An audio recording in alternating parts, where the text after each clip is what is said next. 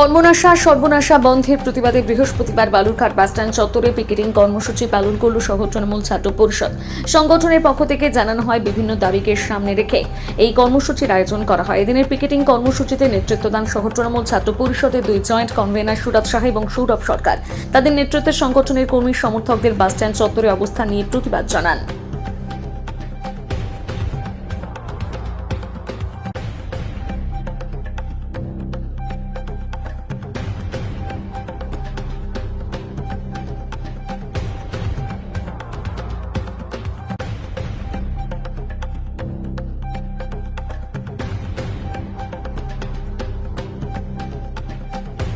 ছাত্রছাত্রীদের স্বার্থে আপনারা জানেন আজকে উচ্চ মাধ্যমিক পরীক্ষার প্রথম দিন এবং কলেজের পরীক্ষা চলছে।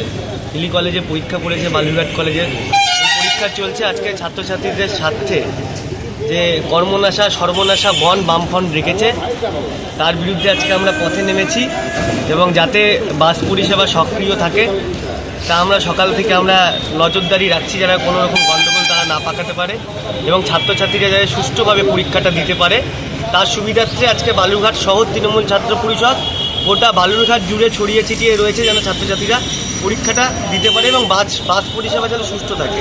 বিরোধী বলতে কারা রয়েছে দেখুন, যারা আজকে বন ডেকেছে তারাই রাস্তায় নেই। আজকে তৃণমূল ছাত্র পরিষদ, বালুরঘাট শহর তৃণমূল ছাত্র পরিষদ পথে নেমেছে, আর ভয়ে যারা বন ডেকেছে তারা আজকে ঘরে ঢুকে গিয়েছে। ছাত্রছাত্রীরা তো এদের চাই না, কারণ ছাত্রছাত্রীদের যারা বঞ্চিত করতে চায়, পরীক্ষা থেকে বঞ্চিত করতে চায়, যারা ছাত্রছাত্রীদের অসুবিধা করে তাদের তো ছাত্রছাত্রীরা চায় না, সেজন্য তারা ঘরে ঢুকে গিয়েছে আজকে ভয়ে।